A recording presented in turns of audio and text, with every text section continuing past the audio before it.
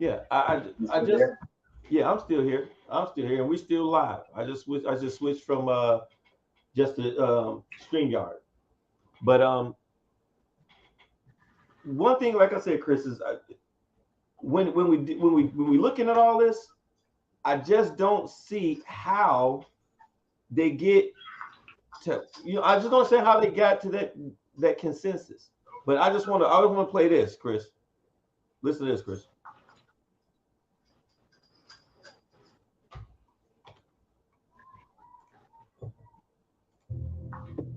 So you know how this works. You want to be king? You must kill me.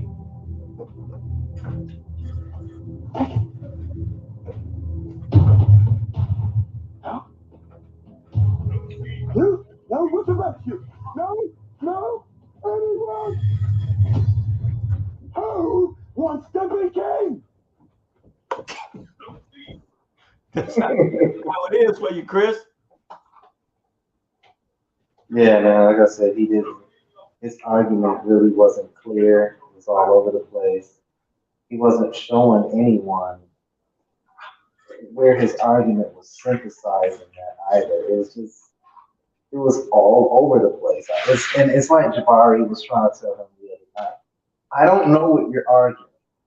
You're all over the place. You're making 1,000 different arguments. And like I said, the more chaotic the conversation is, the more these guys feel like they have control. And it actually makes them look very stupid. Definitely, definitely that. Definitely that. So, did you catch any of Jabari's and Judah's thing? Yeah, I watched it. You had it? Yeah. Yeah. You know, the man, I'm telling you, one of the funniest things I ever see, man, is Sonetta going off, and he called Apostle Bob, Billy Bob, and then that Hmm. caller came in and said, you don't know how to speak, you don't know how to speak the language." You know what I'm saying? So those were some funny moments, uh, on Sonetta Studios. But bringing it back to some of the things that I've seen, and I shared it with you and I shared it with others, is that I see that from your debate, he brought some of those talking points. There's a few of them, not many, but a couple few. He brought them into the debate or the conversation with Jabari, the freestyle debate. But more than that, people are actually, using these talking points as if it's from a scholar or a vetted source or something, what I'm saying, something that has debunked other information. I find that crazy. I find that crazy. Mhm. No, nothing was from a vetted source. It's I'm gonna Google something real quick, and as we can see, this guy he's like a Google master. He'll go on Google 500 things and present to the audience the first thing that comes around. The people that follow him, you have to feel sorry for them too because they just don't know. They are caught in a tornado of confusion. I know they want him to be right. I know they want to be right. They probably want to feel good about this doctrine. But unfortunately, it's just nothing. There's nothing in this doctrine that you can stand on other than telling everybody that you have faith in it. That's it. That's all you can really stand on with it. And these guys want to debate it. You always hear the first thing they argue with everybody with is Egypt. It's yo, why are you arguing just Egypt all the time? It would be better if you guys argue Greece, or the Hittites or the Amorites. Why are you guys always arguing with Egypt? You guys in the Bible were always trying to run back there. The book of Jeremiah, the book of Isaiah. You guys always want to run back there for comfort, for help. I don't understand why it's always about Egypt with them.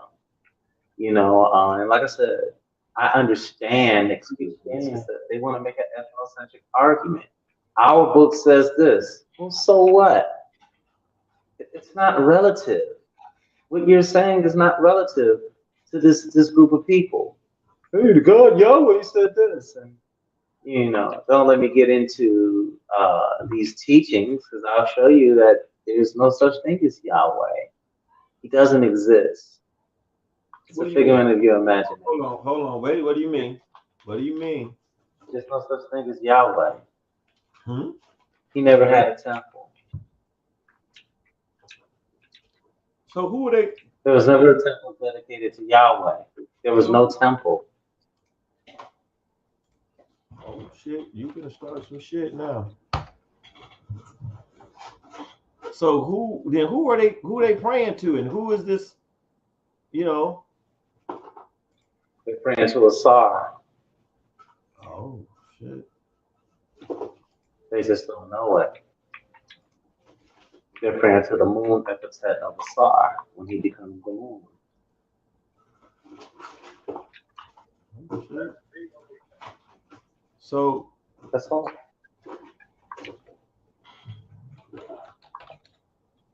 So have you had any? I mean, is this something that you have been? Is this something like you've been like, you have put out there? You shared it with people, or like challenged anybody? I've studied it. And there are some great arguments for it. But honestly speaking, if we look at the name IAH, that is Asar in his moon phase. If you look at Isaiah's last name, it's IAH. Jeremiah is IAH. IAH is common in these last names here. So it's very indicative of what God it is that they're worshiping, because there are many gods in this book, because at different times the Israelites were worshiping different gods, such as El, which is a Canaanite deity, who is nothing more than Asar. If you look at one of the older statues found in Canaan, you'll see that it was in fact Asar.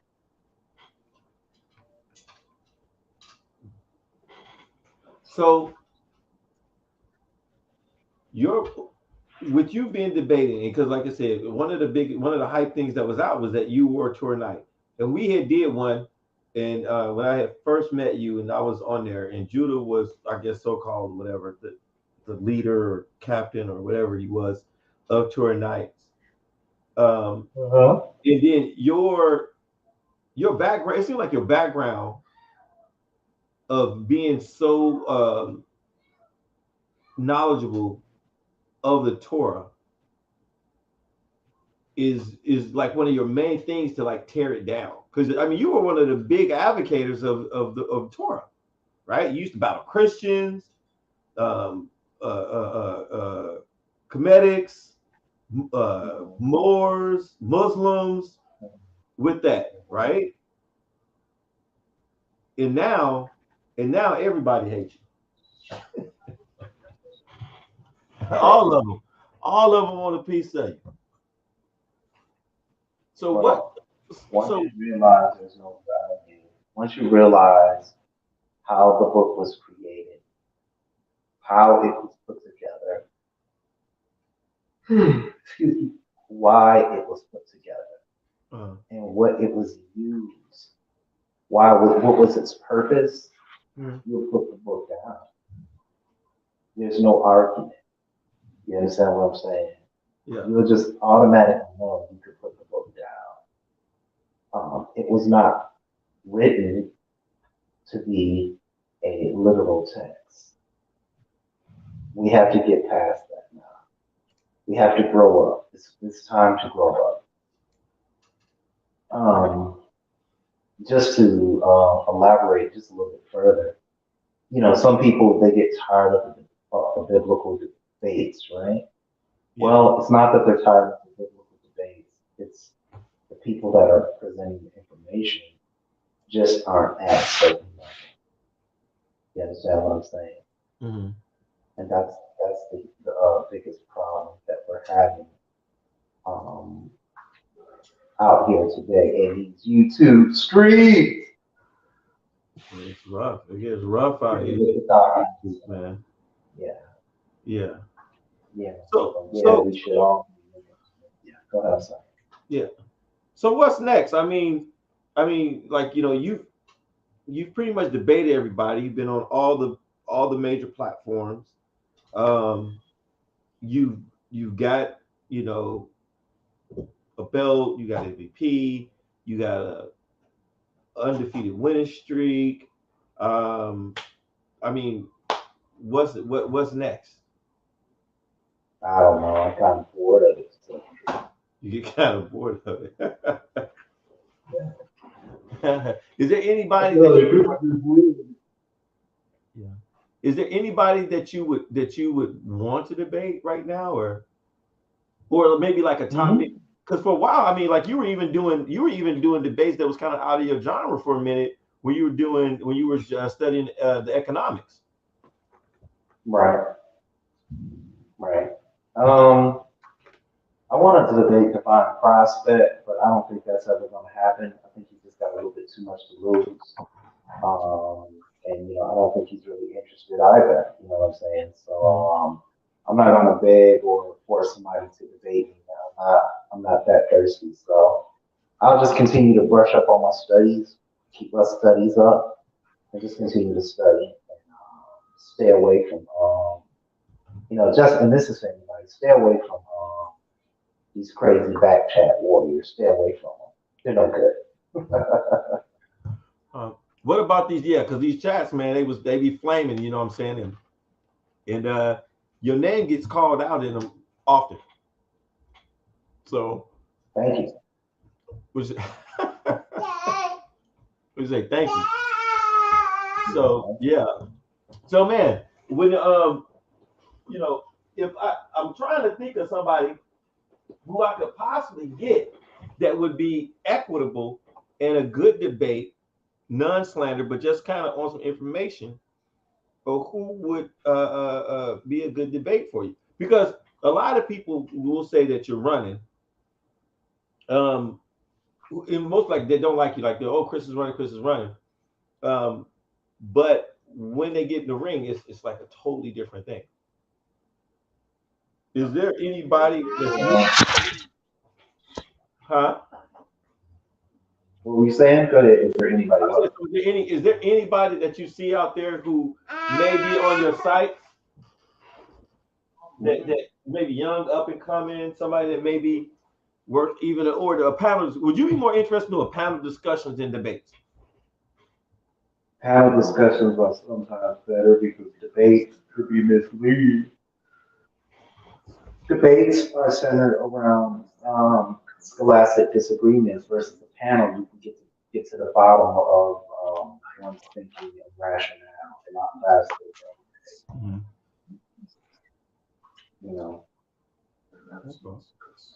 Well, cool. Well, hey man, I know you all the way on the East Coast. I don't want to keep you. I know you've been late. I appreciate you coming out.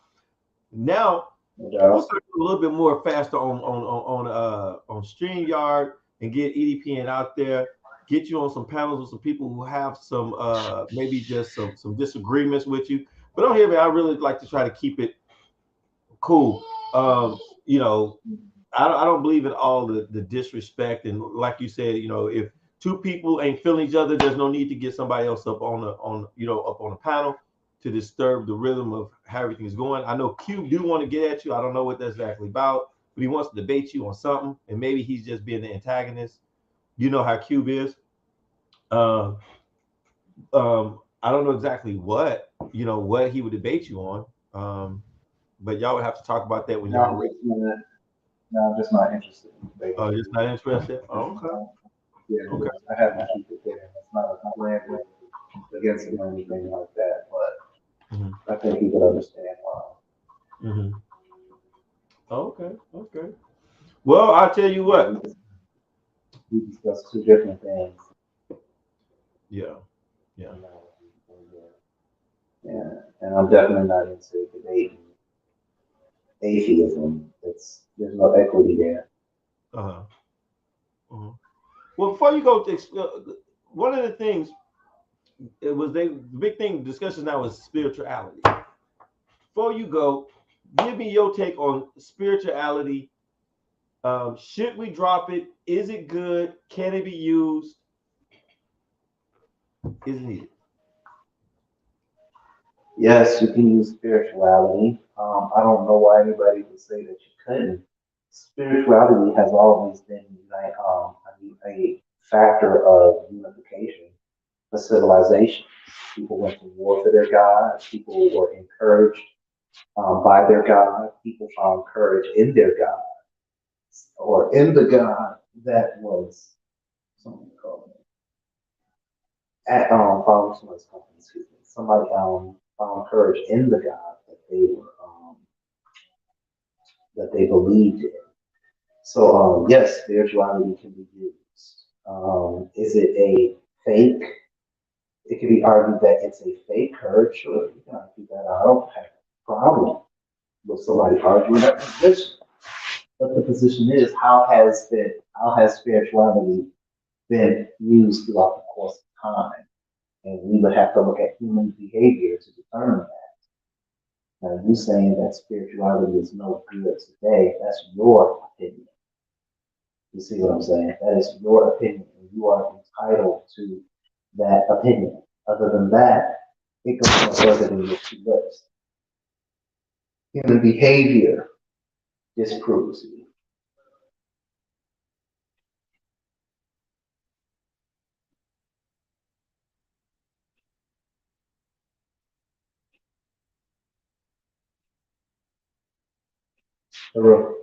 Yeah. Oh yeah, I'm here. I was just speaking too. I was going to say, hey, I know that there's going to be some major panel discussions. The Hebrews are trying to gain some ground because they took some major casualties. They had somebody that got put to rest, resurrected, and then got put back to rest. That's a tough loss, man. That's a tough loss. So, man, we got to keep this up. I definitely want to get some people from some different areas that's maybe not been haven't been on the the conscious community platforms and things. Somebody new and get some different perspectives out there. Love the history, and I think that one of the things is that you and Jabari and others should do tie in or do more history lessons because what I found out is that in your debates, like say for instance, Judah will say something, and he can't match it through chronology or chronistic wise. He can't, which totally messes up his debate or his argument. And so one thing I learned is that you just go to the source. You go right to where it is. You say it was there, okay, then let's see what's there. And if it doesn't match up, then it just dismantles the whole argument. So I think that's one of the methods that would be good and something to learn because you was telling we were talking earlier. You was telling me about uh, how they were. We were talking about a virus, and you were talking about how they weren't there, and how what you call it, idiosyncrasies. Is that what you called it, or it was before? It's called an acronym. And acronyms. There you go. And acronyms. Yeah, yeah. Can you explain that again? Okay, so an anachronism is something that's placed out of its time date being spoken about. Say, for instance, in 1942, I can't talk to you about I watched Michael Jordan jump on the free throw line. It just didn't. He just wasn't in existence yet. Or better yet, 1942 during World War II, F-16 Tomcats were bombing. Hiroshima. They weren't in existence. You understand what I'm saying?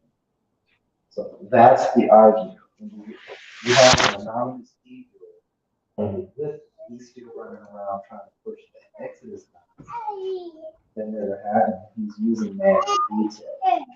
The bottom line is natural detail gives a timeline of the 15th century BCE. he is using the high chronology. I think Lafferty uses the chronology. So that places the time of Ramses back 300 years. I think 300 years. So that would place Ramses in the 15th century, and it places Tutmos the third in the 18th century, using that chronology. But this new chronology that they use is only being pushed so they can try to fit this Exodus narrative.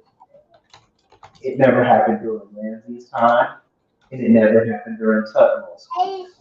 It never happened during either one of those times because they were never there. It never happened. It never existed. End story.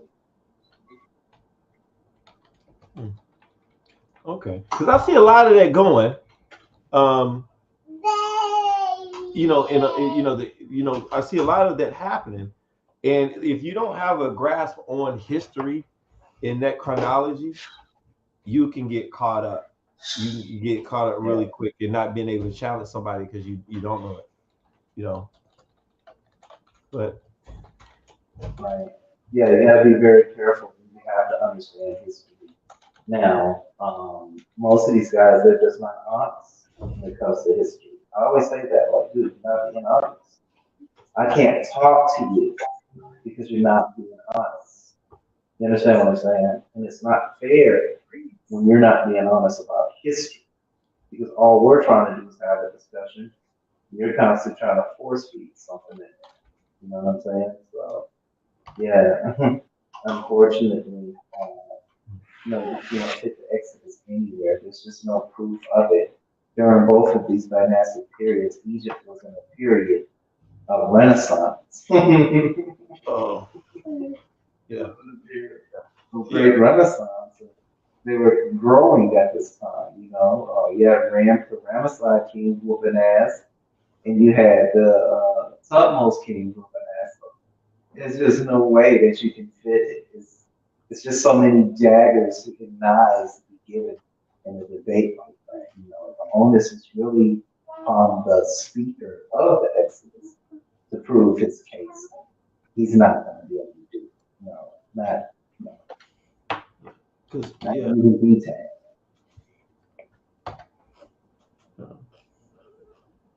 Yeah, because I know that he recorded his loss on he recorded everything he did.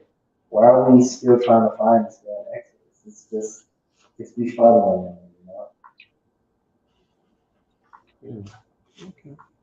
Well, yeah, I know that. I know a lot of them they're using that, and I know it's like a lot of times like they move like okay, so they like I know A9 used the one about Avars, and then we'll start looking at like Cairo and Memphis, and it's almost like they say, well, Egypt is a big place, so the Exodus didn't happen like say in Cairo, it happened in Avars, but wouldn't the main palace or station for the pharaoh would have been like in Memphis or Cairo?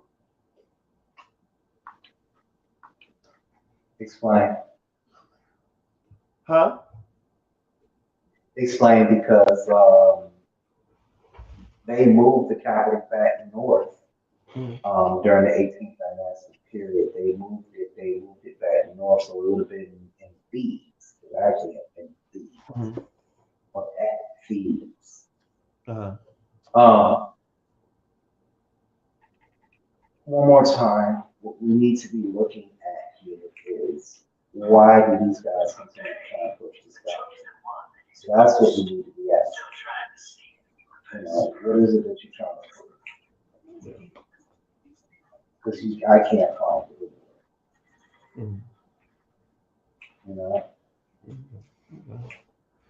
Well, man, we go get somebody else. Where's your boy? What's is it John? Where he at? We got to get him back on. We're going to talk to him. What was his name? James. Oh, James. He lives down here now. Oh, do he? Okay. Yeah, he loves it. Yeah, man. We need to get James back in here. But we definitely got to get some more panel discussions, some people who can talk and have some intelligent civil conversations about the methodology in without the religious aspect of it, right? Because when you're talking about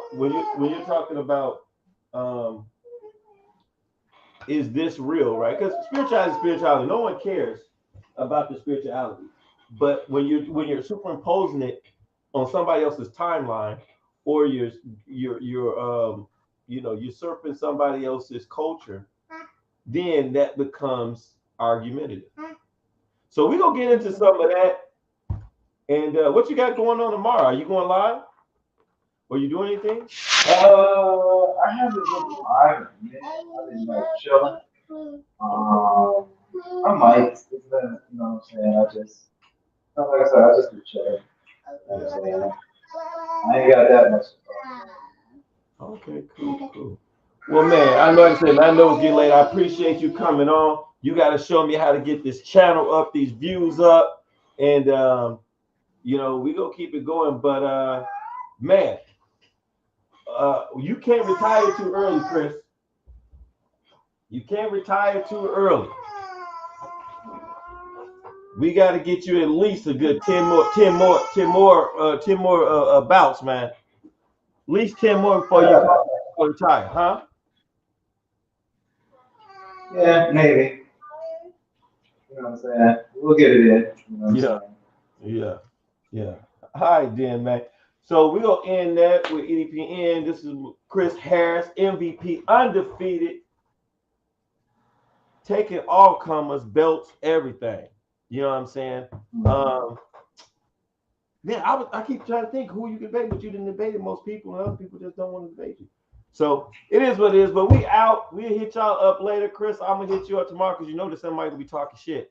So we'll have to get on them on the chats on some of the posts and figure out what they do and what they saying. But appreciate everybody, and we'll catch up with y'all. All right, peace. All right, peace.